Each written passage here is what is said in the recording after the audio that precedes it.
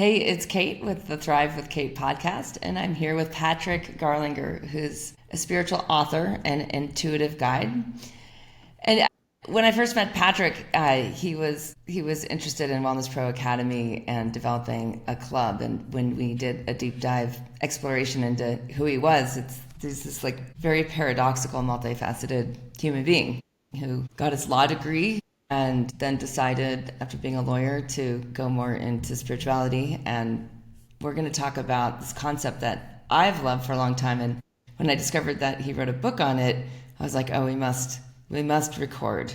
And that book was Bending Time, because I've been in love with like that concept of time bending. I first came across an article on it that Benjamin Hardy, who then went on to write a number of other books in the more like organizational psychology space, had written on time bending around the same time you did. And I just thought it'd be so fun to do a deep dive into what this is all about. But before we go there, I'm just going to mention a few of the other books that Patrick has written. It seems like me, you're drawn to writing it down and sharing it, which is so powerful. So When Thought Turns into Light, a practical guide to spiritual transformation, Endless Awakening, Time, Paradox, and the Path to Enlightenment, Seeds of Life, Seeds of Light, Channeled Transmissions on the Christ Consciousness, and A World Without Identity, the Sacred Task of Uniting Humanity, and also Confessions of the Letter Closet. So you've had this let's just talk a little bit about your shift from being more like mainstream lawyer into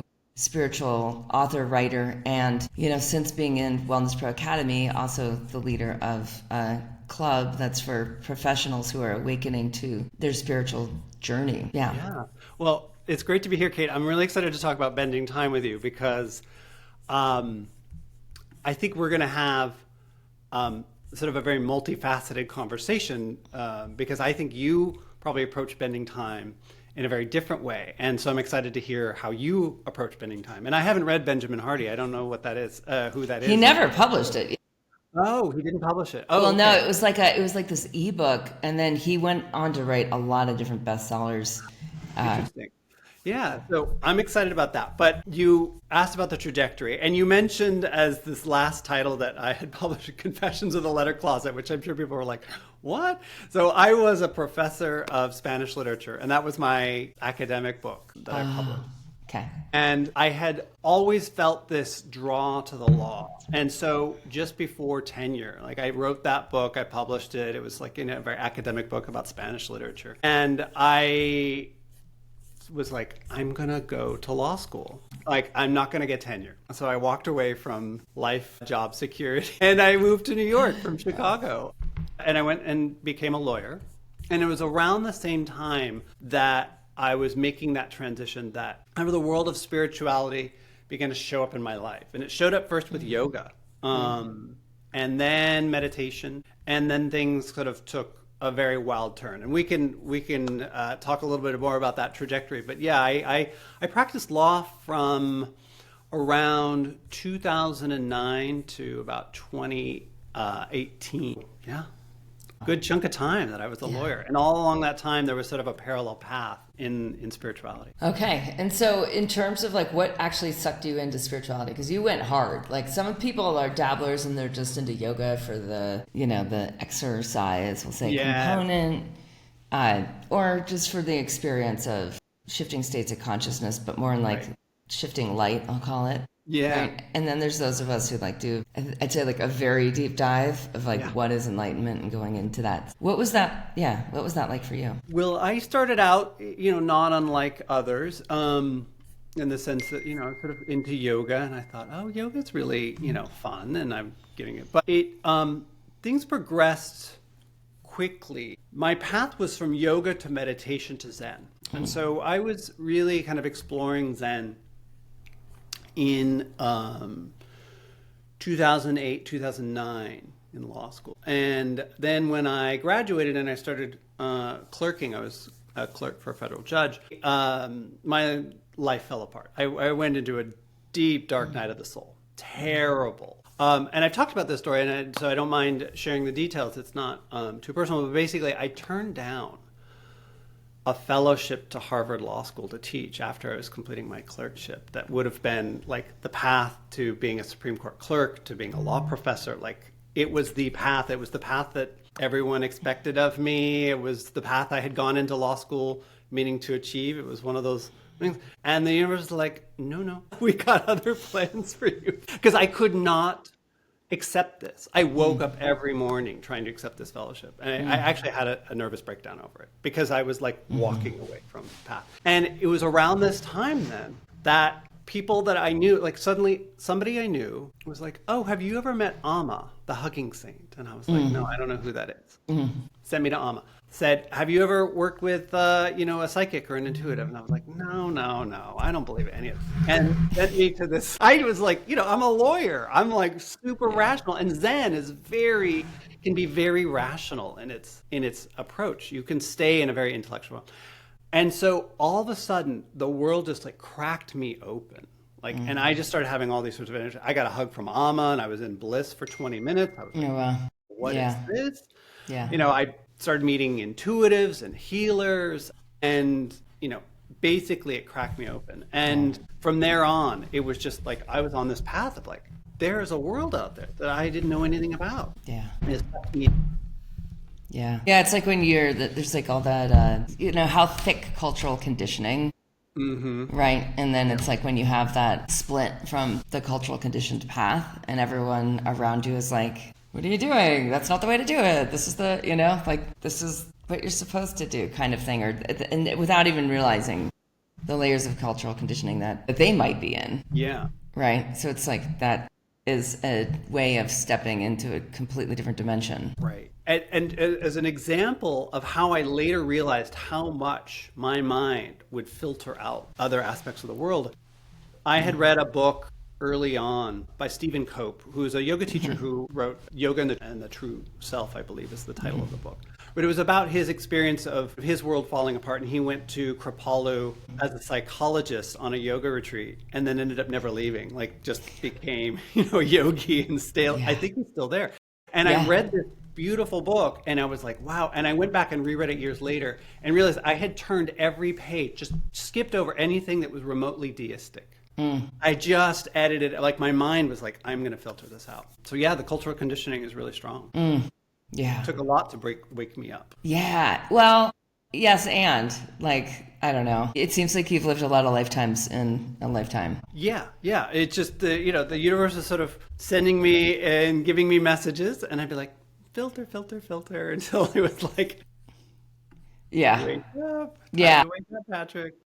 And I did. And when I woke up, I really I was cracked open, and I just went, as you said, dove right in. Yeah. Well, I mean, and that makes sense with your background, right? Where you had a PhD in Spanish literature, you went to Emory, and then you're magna cum laude at NYU Law. Like you're not a dabbler. No, exactly. So let's talk about this whole concept of redefining time and bending time. It's the psychic phenomenon of time and what we think time is, and what are you positing with redefining time? Yeah. So, I'm infinitely fascinated by time and how we think about time. And it's an enormously rich concept topic, but just to sort of try to simplify and ground it for the purposes of having a conversation. When I wrote Bending Time, so Bending Time is one of a trilogy of channeled books. You mentioned the Seeds of Light, Bending Time, and then A World Without Identity. And those books were channeled and downloaded in a 6-month period. And at the time, I had just downloaded Seeds of Light. Like literally, it's like transcribed. It's like gobbledygook. I wrote it just like when I started channeling, which was not part of the plan.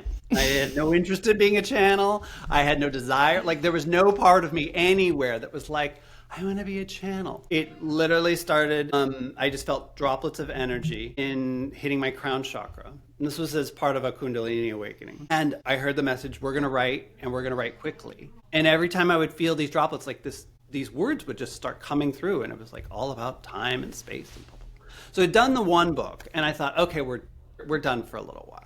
And I actually had gotten a gig, a legal gig. And I went to Madrid. I was brought on for a case that required a Spanish speaker.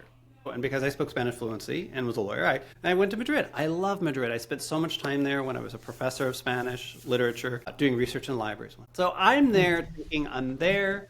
I get there a day early. I'm walking around the city and I'm like, these places, this place, this place. Oh my God, I have not seen this in years. I'm taking it all in. It's wonderful. And I go back to my hotel room because the next day we're going to have a thing, and boom, it starts. And I was like, oh, no, come on. Come on. We just did I haven't even published this book. Give me a break. And it was like this message. And the message was about the experience that I just had of like old and new eyes of Madrid, this old Madrid, my memory. And this Madrid that I was now seeing from this present day consciousness, this like current Patrick, and how these 2 points, this is something that we do all the time. This is sort of ordinary, right? We have memories of places and we see places. But the message, and it's a big part of sort of how Bending Time is work, is like there's actually something quite magical about it. It seems mundane, but it's really quite magical. It's just that, I saw Madrid through both new and old eyes, right? I saw sort of this place. And so probably the biggest piece of Bending Time that this book emphasizes is how we continually see with old eyes. Our concepts, our experiences, are filtering the world all the time. And so when I show up, like everyday reality, I've seen it before. I've seen my space, I've seen my home, I see people, blah, blah, blah. I see it all. And I go in and I'm like, I've seen this. And it's not unlike, like with web browsers where you have like cached images. It's like the old image that's used because it's more efficient, right? And so we stop seeing things as they are. We see them as they were. Yeah. And so the biggest piece, and for people who have a different sort of background, like this is basically like the concept of emptiness in Buddhism, which is like, it's actually empty, but we see it and we impose all sorts of ideas and experiences on it. Even the most mundane object. My experience of holding a coffee cup. It's like my experience of holding a coffee cup. Like I see a new cup. It's like I'm comparing that. I'm looking at it. I'm filtering it. I don't see I don't see that object as if it were the first time I'd ever seen that object. So that was sort of the first thing about Bending Time, is sort of like really kind of the unraveling of time, that we stop imposing the past on the present moment. Yeah. And so in terms of like, how does it, like with people that have read the book and have dove in deep into this way of becoming more present, like what do they notice shifts? So at least for me, the piece that comes up is about how we relate to people. And that's because when we see people, we tend to see them through these old filters, these concepts. Right. And even people that we know really well, like it gets harder and harder. It's like, I know this person. And so so the way to sort of say is like, I like to talk to ghosts. Like we're always just talking to ghosts. We're each talking to the ghost of the other person. And we may, if you've spent a lot of time apart, you're like really fall into old things. People know, like when you go back for like family relations, like if you go back for the holidays or something, right? And you talk to people and you're like, I don't know if this is your experience, but it's like, you fall into like these old dynamics that you're like, whoa, I'm not that person anymore, right? Like that's like, there you are. You've recreated each other that way. And so the more we can show up and see people and kind of hold a sort of dual perspective of like, what I'm seeing is the past, but I know that, can I also kind of open to the wonder, the curiosity of like, who is this person now? What have I not seen? And kind of hold that dual perspective. Like you're not pretending that they don't have a past. You're not pretending you don't have a past with them, right? Like we're not sort of like showing up being like, I don't know you, but a little bit like, I don't know all of you. Yeah. And what might show up when I have that. And so it's really a fundamentally different way of kind of relating to who's in front of you. Yeah. One thing I found from leading clubs is like this around Thrive, right? Just around this, that we are growing. So when we're in these growth groups, is this, having this value around being and becoming, right? Yeah. It's like a container that contains being and then who you're becoming, because of that conditioning, and because I call it like lowest common denominator, how like, like that, whether it's like holidays or reunions or whatever, like we often like just spiral down into this lowest common denominator rather than be in this container of being and becoming. Like, who are you becoming next, and who have you been becoming? And when people come into Club Thrive, they're often surprised with the intimacy of the group, of just being around a vibration that is in that, okay, like,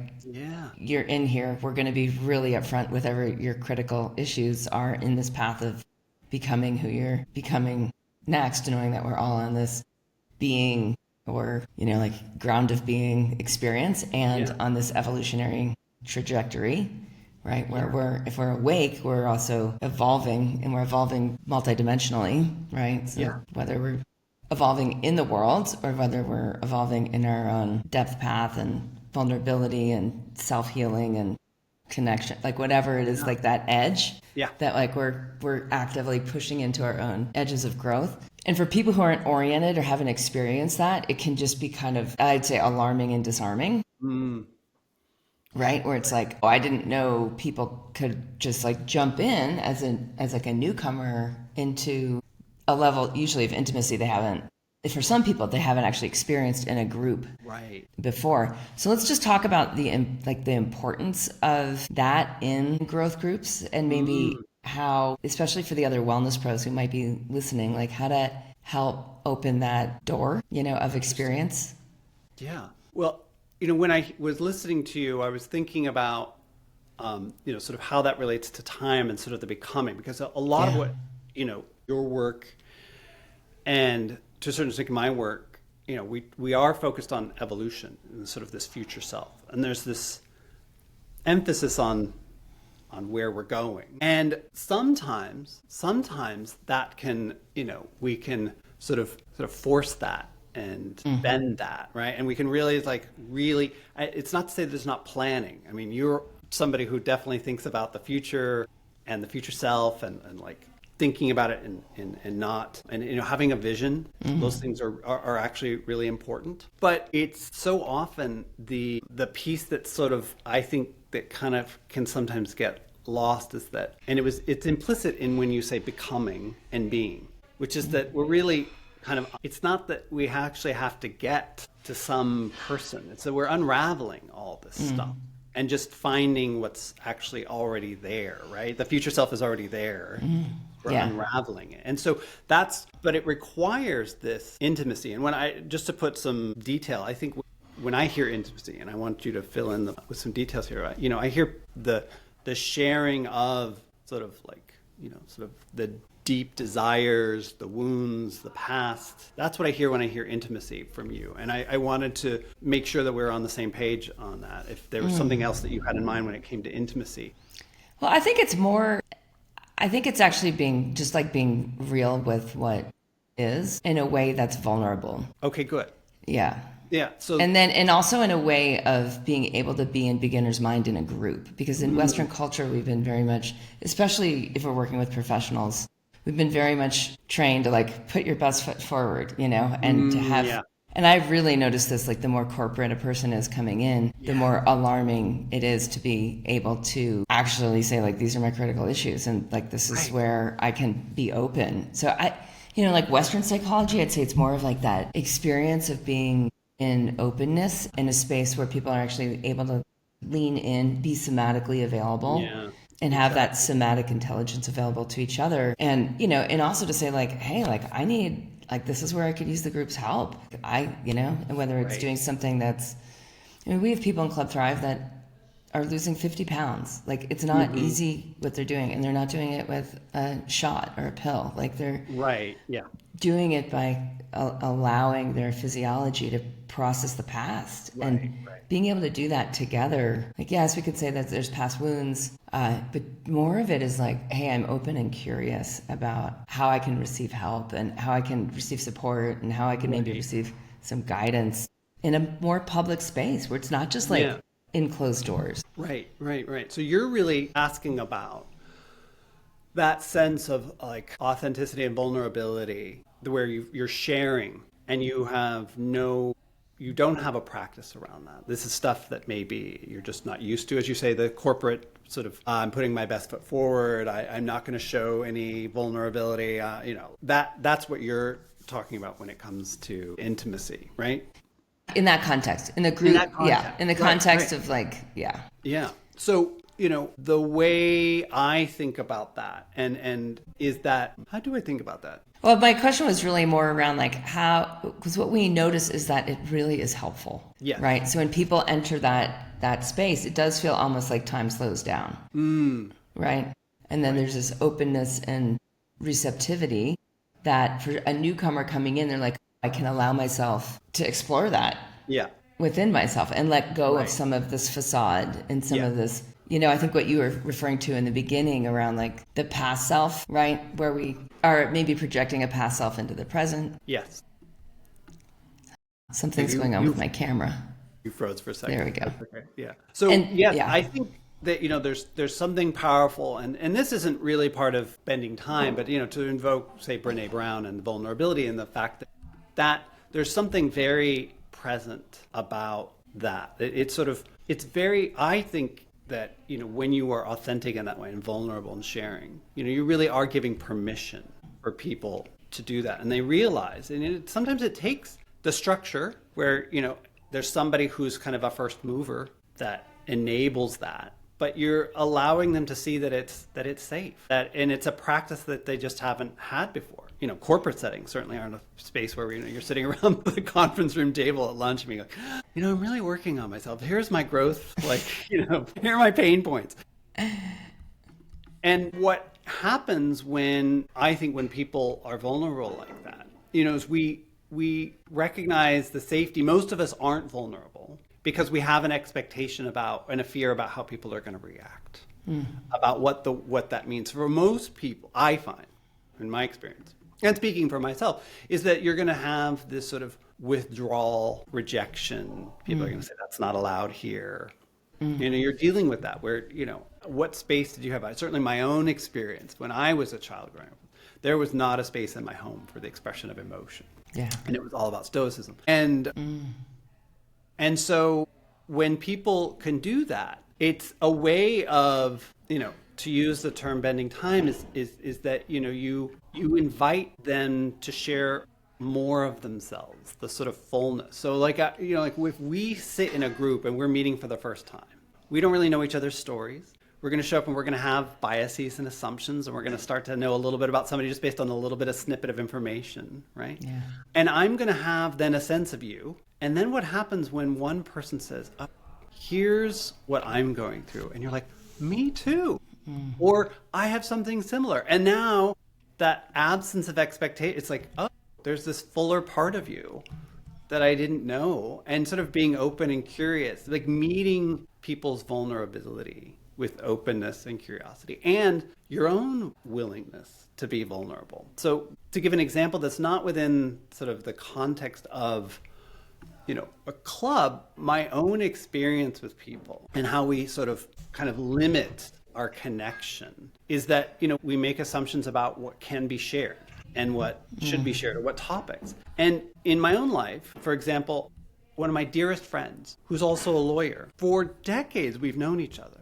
And then out of the blue, somehow, I can't remember how it was, but came up a composer of music for like film and TV scores that we both happened to love. And we were both like, wait, you love this guy too? Max Richter? And I was like, yeah, I love Max. I love Max Richter. I love Max Richter. Right. And so like out of like, because our relationship had been like, well, we know each other and these are the areas that we talk about. Yeah. And something similar happened to me when I was sort of breaking away from the law, and I would still run into former lawyers, people I'd worked with. Yeah. I ran into a partner who I'd worked with at an event, and she was like, oh, I can't wait to talk. She's like, I am in love with your cosmic journey. And I was like, what? Right? Because I had put myself out there rather than sort of pretending that I was not who I was. And so that authenticity, that's what you're talking about. Is like in that space, we've created a crucible, a container where people can feel that. And isn't that fundamentally, that's what most of us really just want, is a place where we can feel like we can be ourselves without judgment. Yeah. Yeah. And grow. Like, I think that's the and expand, like without judgment, but it's not static. It's like and it's like alive with the Shakti of becoming. And becoming in a way that isn't always known to us. That's one of the things that I really love. And the concept of bending time, if the first part of bending time is about the past and sort of unraveling, is the becoming is you don't always know. I mean, all of my plans were nothing that I had actually worked out to be. And most of the incredible, like, mystical experiences that I've had, none of which I asked for. Like, I wasn't like, oh, let me have a Kundalini awakening. Oh, let me be able to read people. Let me channel. Let me have this out of body experience. I didn't go around asking for that. I just opened to the possibility of, like, what else? What is there? And that's the kind of growth we can plan, and we should, because if we don't, then our habits, our things will take over and we will reproduce ourselves as we were, right? Like, that's the thing about habits. We have them and we are them, and we have an identity and emotions attached, and we will reproduce them. We'll just keep doing that. That's what we do. We have to actually take action. We have to have goals. But then we also kind of hold them light. Like, for me, bending time, it's like I'll open to all sorts of possibilities. And then sometimes what shows up, I mean, this goes by the name synchronicity. What shows up is like far more than I had space to imagine, because my imagination can sometimes limit me. Yeah. The best laid plans of mice and men. Exactly. Yeah. That it's like, and what I teach a lot about in Club Thrive is like this fractal of like tuning into our fractal self of like who, because it's like when I watch fractal videos of like the fractals of nature and how like you zoom in and it's like the pattern is more, to me, it's that what you're calling in that beingness. It's like, it's true to itself. Yes. Like the pattern, the snowflake, the unique snowflake pattern of the fractal is so true to itself. And so this calibration of, I mean, as much as we do future you, we also do past you. It's like, it's a magic mirror, right? And like this orientation to like, oh, I didn't know I had this capacity as well, and this discovery. And then when you talk about being a Spanish professor and then a lawyer and now this guide of Inner Frontier, the spiritual home for awakened professionals, it's like it couldn't have been for awakened professional unless you had been an awakened professional.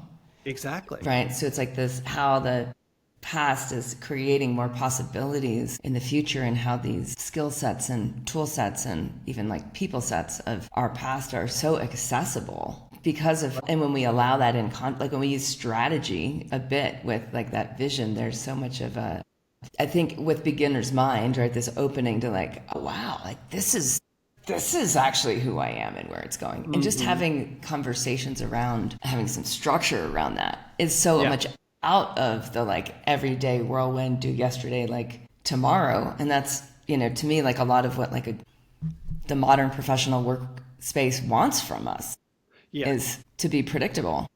Right. To be predictable. Right. Exactly. It's interesting when to look back at the through line of like Spanish professor to lawyer and the skills and capacities, right? Because those are identities, and there was a certain consciousness that I had in each, that a lot of which has been shedded and revised. And the person I am today, the consciousness that I am today, is not the consciousness that I was as a Spanish professor, but by any means. And yet there's still a critical capacity. So like the way I think about things, my love of language, my relationship to narrative and story, all those things are sort of through lines that were parts of me that were still there. And so, when we think about letting go of the past, it's, an unwinding things and healing. It's one of those things is that our past, isn't all like to be forgotten, to be ignored, to be, displaced. As you're saying, that there are pieces of us that were already there that are going to be parts of us there. I have deep values that sort of guide where I feel aligned, and those things are, have been through lines. So there's parts of us that, the being of us that we're not necessarily going to get rid of.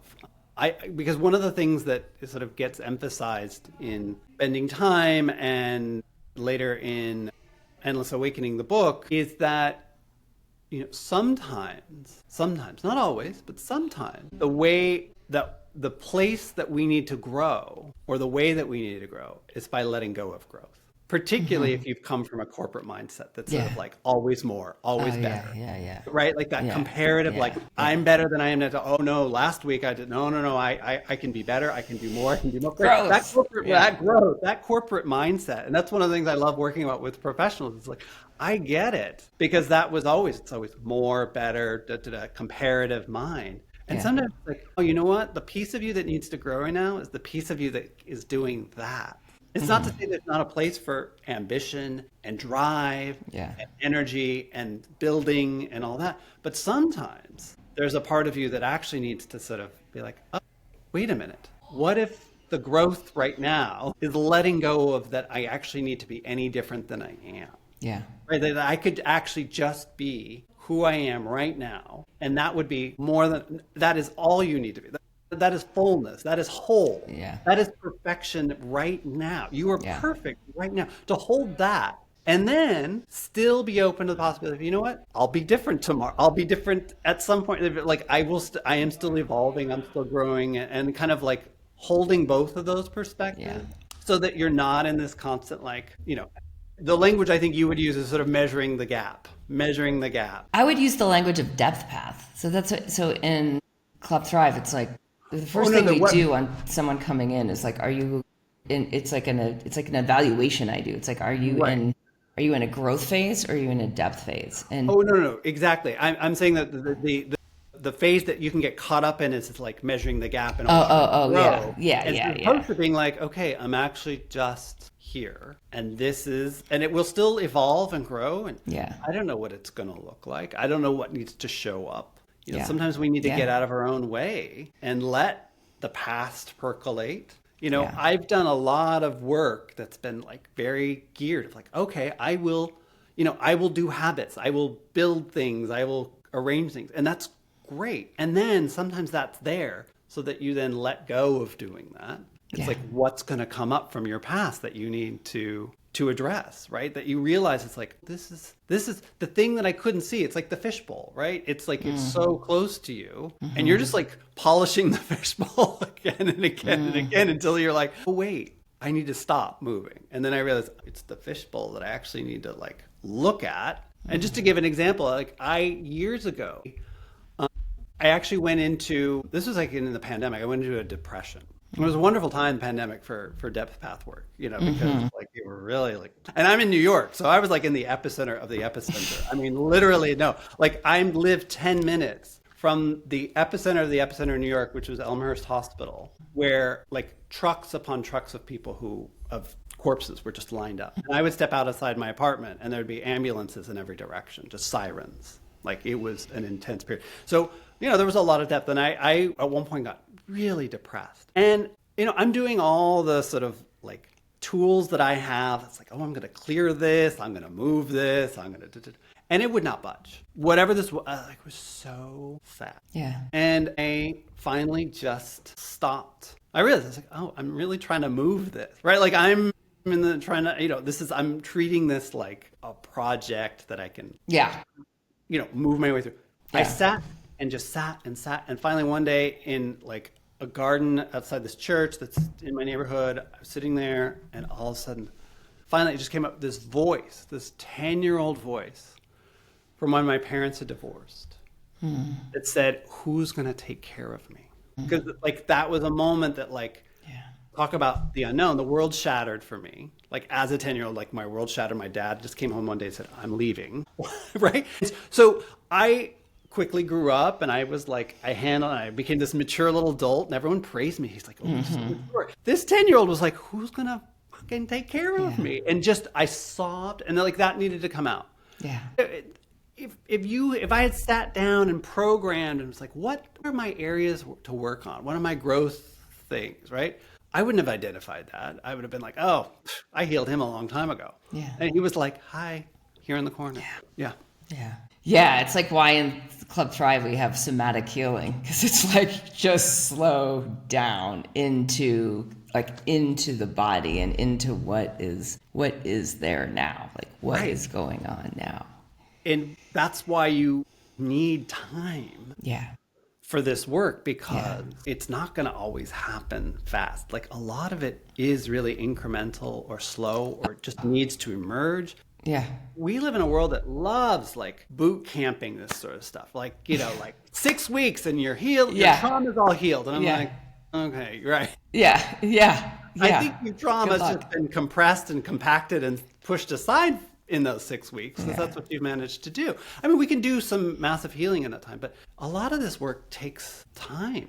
Oh my gosh, I am coming out of it's 2026, and for me it's like 2022 is like when I went in. So I'm like, oh my gosh. And there was a phase I think a year ago where I'm like, I see the light, like I'm in the tunnel, but like I see there is actually light. Whereas for a few years it was just like, I don't really see the light. But I knew that I was in the depth path. I knew I was in the timeless. And to me, that's so much of what, when I look at growth path, depth path, like there is a timeless nature, is unclear, is by nature, you're disoriented. Yeah. Right? Yeah. And somewhat unrelatable to like anyone who's playing above the surface. That's right. And there's this, to me too, like one of the things that I find with like time bending in the way that I use language a little bit, I think differently,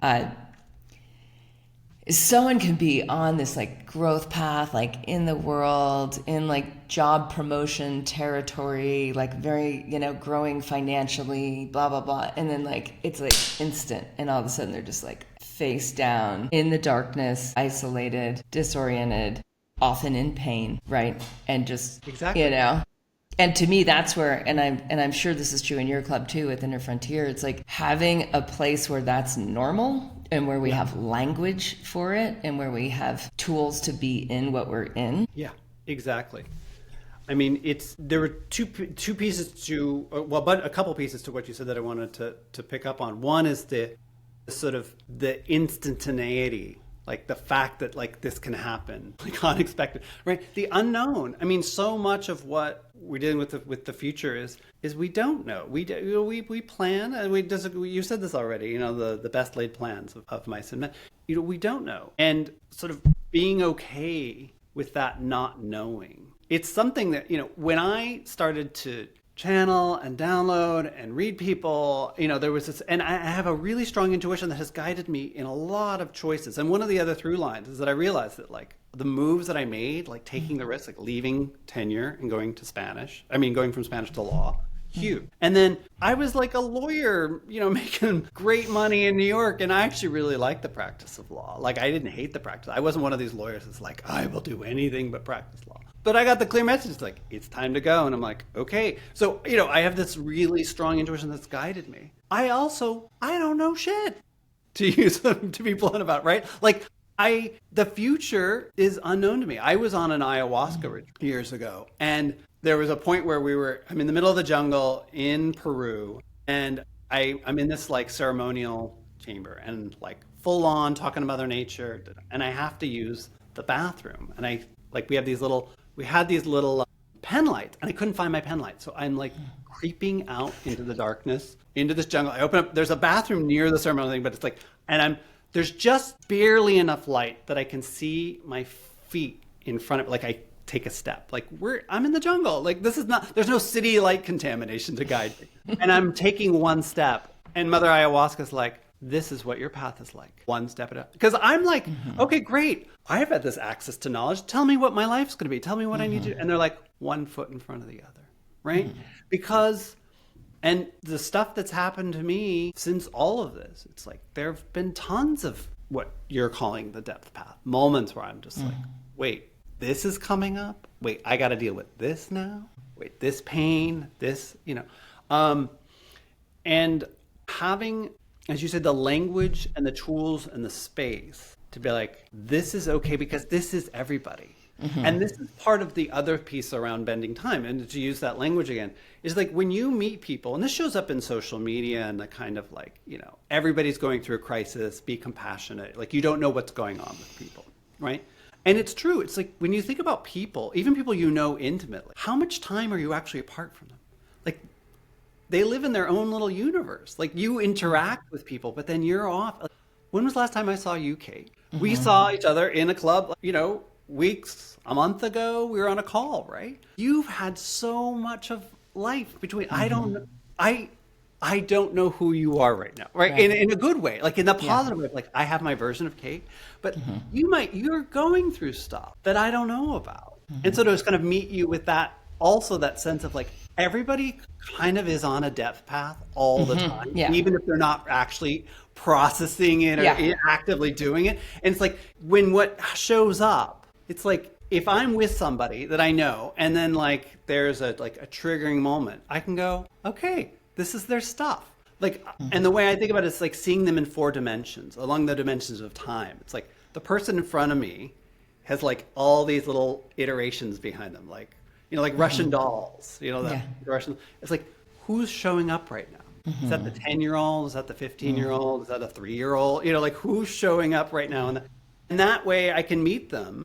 And we all do this with each other, is to sort of kind of have compassion for that like whatever's going on, it's really about the other person in the moment, right? The way I think about this is the paradox of people are both mirrors and mysteries at the same time, right? Like I see you, and what I see of you is my vision of you. That's the mirror, and my reaction to you is like, that's my stuff, right? If you say something to me and I get triggered, I'm like, that's Patrick. That's the mirror. And then what else is there to Cate that I don't know about? I didn't know about, you just said now, like I'm just now coming out of a tunnel. I know a little bit about your history, but I don't know the full extent of that. That's the part that I'm like, okay, now I'm curious. Now I'm curious to know what was going on in that 4-year thing. I know some of it, but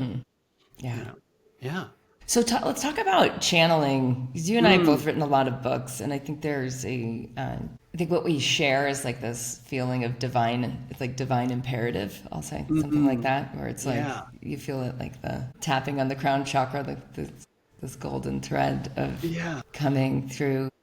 I just started writing again, like this weekend, like a few things happened, and I was like, stop and write, like now, like capture this. And my friend Rachel Resnick of Writers on Fire, when I was we were on the phone, and it was a couple of years ago, it was during what became Witch's Cancer Journal, and she was like, stop, and she's like, stop, and she's like, capture the butterflies, like you have to write this down right now, like you can't wait, because time will change what your perception of the past is. And she's like, what you just told me, you just need to go stop, like stop, whatever you think is so important, and write that down. And then that happened again for me this weekend, where it was like, stop and just write. Like instead of sending a text, like open your vellum file and write the chapter.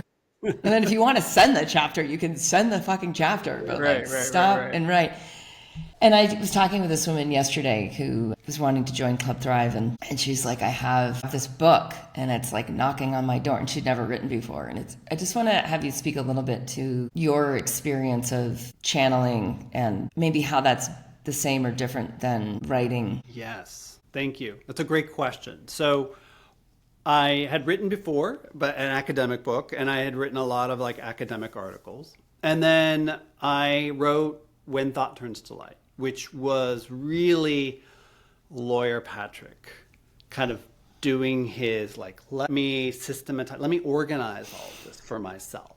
I love that book because I look back, I read it and I'm like, oh, that's sweet little Patrick lawyer. He's just like, let me organize this in very, very, and part of me loves that part of me because it enables me to take information and just have it systematized in my way that it's accessible to me. The channel books were completely unexpected, and it's not my voice. It's like literally the sounds come in, and I was typing, I was like in like a trance state, and then I would sometimes lose the thread and I would just go into this bliss.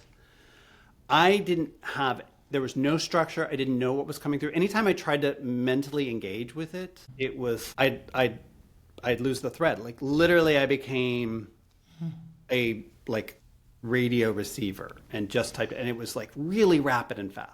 And it was only like when I could sit back and look at the whole thing and read it from beginning to end that I'd be like, wow, that is such a way to organize. I could not organize that way. Like that is not how I would write a book. And I did that, and then I continue to get downloads. And I actually have like a bunch of stuff that I've never published. One, because it just took so much time to take the works that I had gotten and actually clean them up and publish them, and that whole business. It's, you know, thanks to the world of publishing, it's a lot more accessible to us these days, but it still takes time.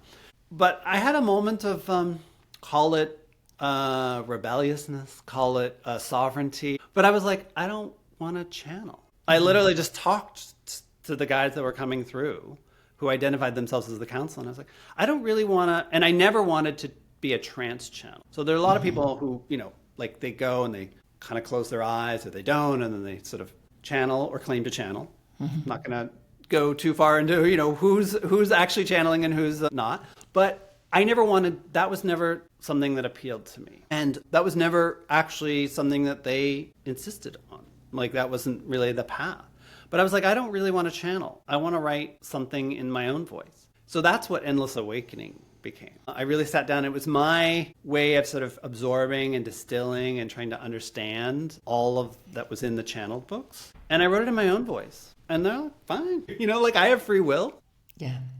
I mean, you know, I still get channel downloads, things like that. But and the piece that I'm still working on is I have a manuscript that I've been sort of rewriting in my own voice. And I may end up publishing it with them side by side. Like here's the channeled and here's Patrick's version. Cool. And I really, and I'm sort of really into that because it's like, they're really two very different frequencies. And I accept that. Yeah. Like, I'm not those guys. Instead, there is a flow state. There is when it's like the words want to come through and you can't but express them. And it's sort of like, capturing the butterflies. And that's a beautiful thing. Like as somebody who loves the written word, I have a gazillion notes in my Apple's notes thing. It's like every time something came, I just jot it down. And that's what I encourage people to do is just start jotting it all down, like whatever it is. Yeah. That for me, that's been the big distinction is that I love writing and I love the creative aspect of playing with words. It's creation. Yeah. So I didn't want it to always be in a receivership. Yeah. I was like, no, let me play with the words. Yeah. That's such a love to keep exploring that. Yeah, it's interesting. What it brings up for me too is like when Sounds True wanted Body Thrive, which I had self-published, I was like, but I'd like you to publish my next book, which was Awake Living, which I'd already I think at that point I'd written quite a bit of it. And so I gave them the manuscript, and then they did that order and structure thing that you were talking about. Yeah. And I was like, wow, by the time we were done with it, I felt like I'd written it 3 times and like there was no soul left in it. And so Witch's Cancer is like my rebellion in a lot of ways against that style. Right. And like the same thing kind of happened with Uninflamed when I hired an editor because I wanted to self-publish because it was too edgy for a publisher. Right. And it's like that the editor kind of did the same thing of like too much order, too much structure, too much like defining, redefining. And I was like, I'm never doing that again. Like I'm done. I'm so done with that way of writing. Right. And so now I want to go back and release the original version of Awake Living, which is this like flow state, like a lot of story. And because now what I know from the people that are into reading what I write is like Witch's Cancer is their favorite book. Interesting. Took the least amount of effort. Right. And so, and like going forward, I'm like, I'm just writing journals. Like, I'm just not like, I am not doing the formatted because people like there's enough organized information. And I feel like with AI, like it's just easy to organize complexity into structure. Like that's the benefit of those tools right now. Right. Yeah. I over the years, what's interesting about sort of my own evolution around the writing is, and the channeled works I found very dense. Like I'd go back and I was like, wow, this is really dense. Like, it's not how I'd write. I've just gotten much simpler, just simple, just like so much of this has been the slow whittling away of my academic and lawyerly self, which are really verbose, really verbose. I mean, you read the legal text and you're just like, did you really need to say that like 5 different ways?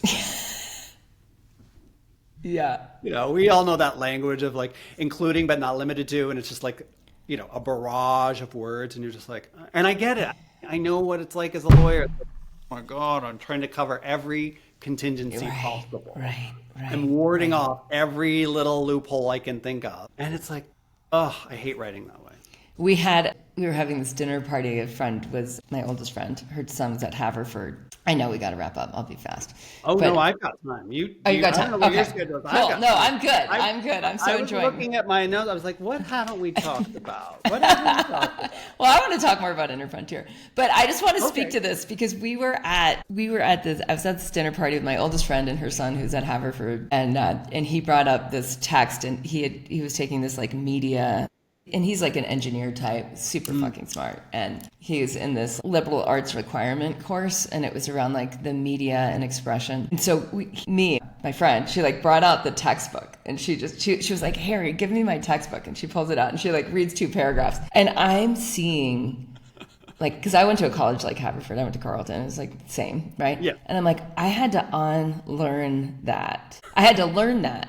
Then I had to unlearn that in order to communicate. Right. And like, it's so, I think right now with it, and I'm curious with Inner Frontiers, your spiritual home for awakened professionals, there's like, I'm guessing a lot of unlearning. Yes. And this sort of like, oh, I've been so super structured to fit into this like useful, predictable human being in a role. And in that, there's been a lot of, you know, covering of the trauma, a lot of these unprocessed traumas that are within the body that are determining my relationships, are determining how I'm able to show up in my everyday experience, whether it's with my partner, with my children, with my boss, with my coworkers, that are kind of predetermined, where I'm like just bringing this past self into this future self, and I feel like I'm stuck in this whirlwind, and I don't know how to extricate and heal, and I don't know how to create a more interesting future that I'm more excited about. Right. Yeah. I mean, that is absolutely the case. And I think even with people who show up in Inner Frontier who have a set of spiritual tools already, you know, they're not coming to this with entirely beginner's mind of like, I never thought about personal growth, self-help, spirituality, I haven't never thought about that. So let me just dive into your program. Like, no, the people that are showing up have done a certain amount of, but the reality is there's a lot of like, and they're getting open about, to go back to our kind of like vulnerable, it's like, oh, like I'm dealing with this sort of lifelong kind of trauma way, this thing that has sort of like infiltrated so many of my relationships, and being willing to sort of like listen and feel into that. I mean, to me, the piece that shows up in Inner Frontier, it shows up in readings when people come to readings. It's just, we aren't taught to process this stuff. And so we have a lot of it. We just have a lot of it. And it's like, and one of the growth things is to be like, and you know what? That's okay. Like, so everybody is. Like, there's nothing wrong about that. This is the way we're all raised until we're taught otherwise. And then, now comes the heavy work. At times it can be fun, but we're rewiring our bodies and our minds to process this. And starting to see possibilities that we didn't see before for our lives, right? I think one of the important things is sort of right away recognizing that we can have both rapid shifts and there's like a long growth healing process, right? Like those things can also be true to play around with time. Because I know it's important for you in your work. I mean, people do see certain shifts quickly. It's like, a lot can happen, right? When you start doing this work. And part of it is, and then you realize all that's there to be worked on. Yeah. Like you've touched the tip of the iceberg. Yeah. And a lot of it does center around, like in some ways people start to recognize like, oh, my professional way of being, like what I've built is sort of like the house of success. Yeah. Has been built on this edifice. Yeah. That I'm actually like, I'm now raising undoing the foundation, and I kind of have to raise things. And that's the scary part, I think, for a lot of people is like, oh, wait, what, like You mean I don't just get to be a better lawyer? It's like, no, now you're seeing the whole architecture of like why you became a lawyer and whose vision for yourself you were fulfilling. Yeah, that's the sort of stuff that's sort of big. Pandora's box, right? Right. Yeah. And how do I put the lid back on it? Like, where there's that? Yeah, I don't know why my video is freezing. That's okay. What I'll say about that is I do think that, I think it's okay. It's important even to just let yourself grow incrementally. Just start. Like you don't have to force like a revamping and like abandon your job and like pick up and move away and be like, the universe will take care of me. Yeah. It's like sometimes people approach things that way. I truly believe in habits and incrementalism. I really believe in like Kaizen it's like just do this little bit because that little bit can be, enormous. Yeah. Yeah. Yeah. Yeah. Yeah. Go ahead. So I'm curious. So when we started working together, you were doing psychic readings, and we've mapped out what became Inner Frontier in terms of having more of a container, the annual commitment, having these core competencies defined, and in that guiding, inviting members in, guiding members through. Yeah. So what has, I'm guessing or feeling into like, this is kind of huge, right? So if you have a professional who's, we'll say, been a lawyer or a doctor or an engineer or and had this as an identity since they went to school, right? Or maybe even before they went to school to become the identity of that professional. And then maybe they start doing yoga or they start meditating or they go on some self-growth journey and eventually end up in your club where there's a very intentional container and a level of, with all the wellness pros we work with, it's like who you were 3 stages ago. It's like you've already been able to let go of some of these personas and identities around professionalism and explore and become more of who you are. Yeah. That it's profound for them to find you and be seen and be in that container. So I'd love for you just to describe a little bit of what, that's been like for you and for them. Yeah. For me, it's been wonderful because when I do readings, and I love doing readings, it's a profound thing. When I do readings, I'm not a fortune teller. I'm not like, oh, next week this is going to happen in 6 months. You're going to get the car, you're going to get the job, you're going to get this. I don't have the lottery numbers. Why don't I have the lottery numbers? I don't have the lottery numbers. That's not how I. But when I read people, it's like, oh, this thing that this is the thing that you need to look at. It's like it's the fishbowl that they can't see. And I didn't always get to work with people in a consistent way that would enable them to sort of do that work. And that's what I'm really loving now is sort of seeing people consistently start doing the work and having the aha moments and be like, oh, I did this. And it just starts small. It's like, again, moving away from the kind of boot camp, I'm going to brute force this weekend warrior style of work, which is like, I'm going to clear this trauma in a month and then I'll get back to being me, right? Like I know people who run those programs like 6 weeks, your trauma's healed and then you get to go on in the world. And I'm like, oi, to see that how hard the work is, because the work is hard. Like it is hard to evolve.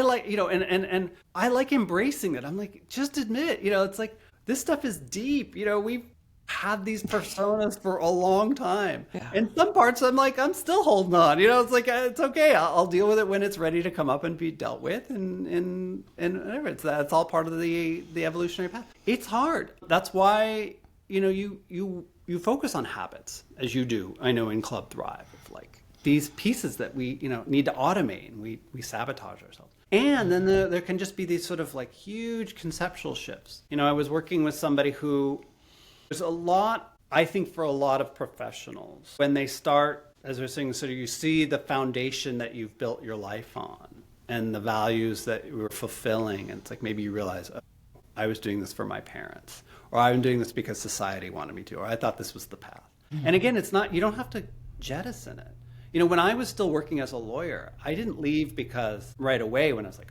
spiritual path, I'm just going to leave. I left when I got the message, it's time to leave. Yeah. Because I stopped seeing lawyering as an adversarial process. I saw lawyering as a healing practice. Because when somebody showed up, but they're like, hi, the government is investigating me. Like, I'm potentially going to prison. That's a healing crisis in their life. This isn't about like, oh, let me fight for my client and I'm going to kill that opposing counsel, right? Because that's lawyers. They're like, I will win. And I was like, okay, whatever, dude. No, I started seeing myself as a healer. I was like, I'm here handling this healing crisis in the way that this is like manifested in their lives, which is like their life is like crumbling. And, if you want to, I wasn't going to tell them your answer here is to meditate and da-da-da. I was going to like be a lawyer for them. Yeah.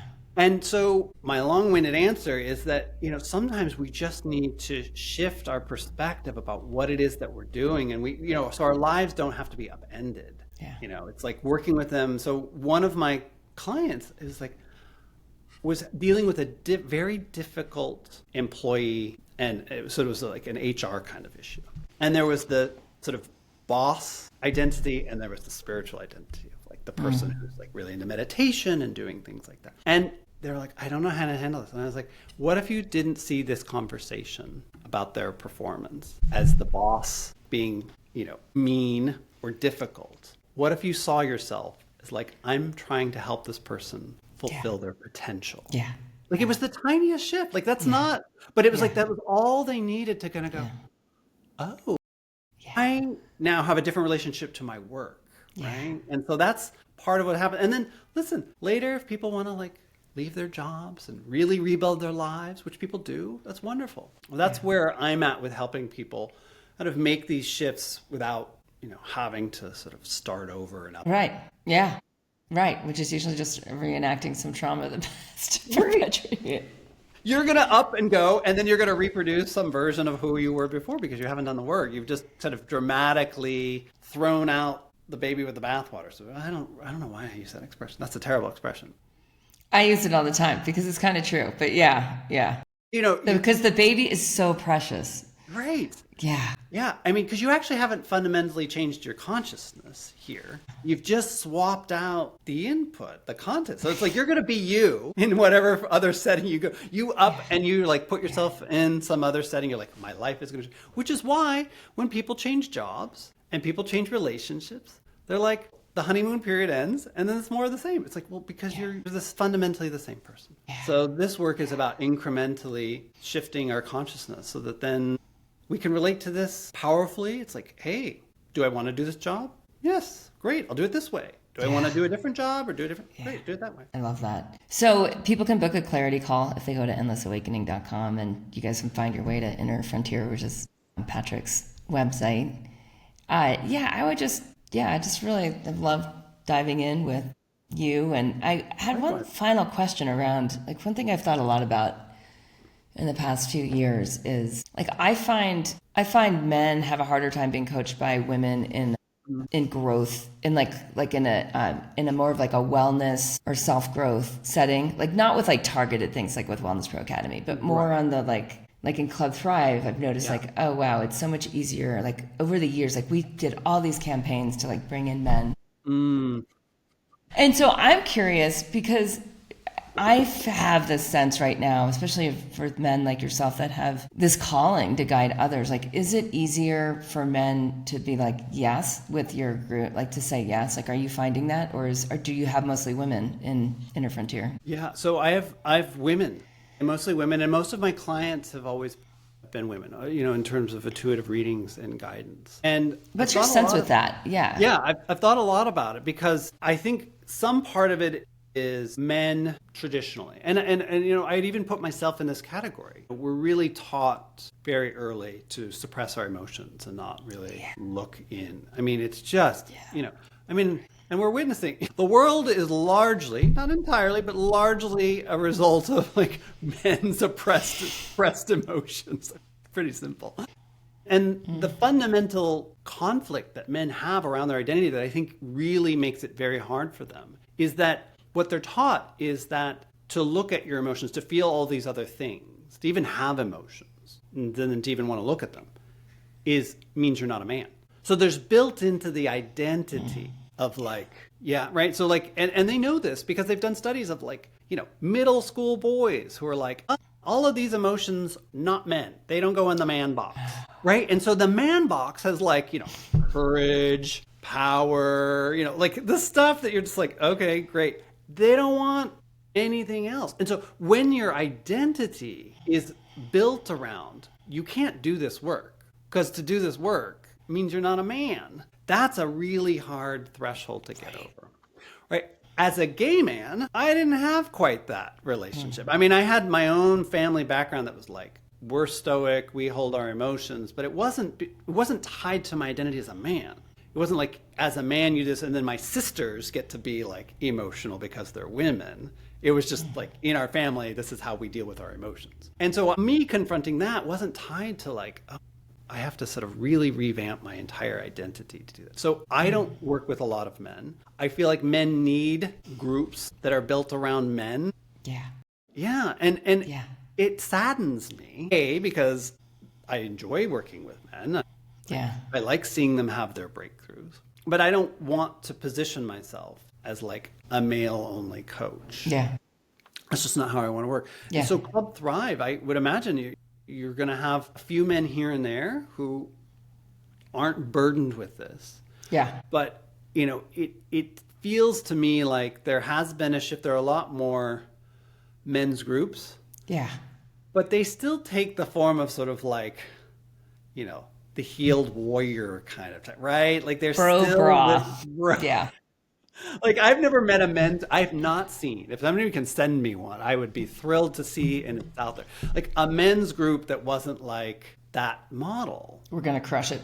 I think Daniel Boorman, I'm just going to call him in this because like he has the potential to do it. Right. And it's needed because so many women I talk to are like, please let me know where to direct. And I'm like, even for me, I'm like, Daniel, like work with Winston, just like, because we need men that can hold both sides of the growth and the depth. We do. And whose model isn't like, you're becoming like the non-toxic warrior. It's like, yeah. We don't even need you to be a warrior at all. Like that's like still a very limited possibility, like, right? And the other thing, and I don't know what is happening out there. I assume, just a lot more work is being done with younger boys in middle school, and like how children are being raised, and recognizing that like early on this needs to change. But that's a very big task, right? Like, it takes conscious parents who are willing to sort of raise their kids in certain ways and talk and affect school boards who like create programs. All of this stuff gets reinforced very early. Yeah. And then it's like, it takes men in crisis. And either they're in crisis in the world, dumping all their stuff on the rest of us, or, they have their personal crises and maybe they go to therapy. But the percentage of men out there doing this kind of work, it's grown, but it's still minuscule compared to like the overall population. Yeah. And that's helpful for me to hear. I appreciate that. Thank you. It's been an absolute pleasure. Likewise, Kate. I'm excited for people that just to kind of like drop into your work, your books, Endless Awakenings in particular. Yeah. So endlessawakenings.com, everyone, and anyone who really resonates with this awakened professional, book a discovery call with. Great. Thanks.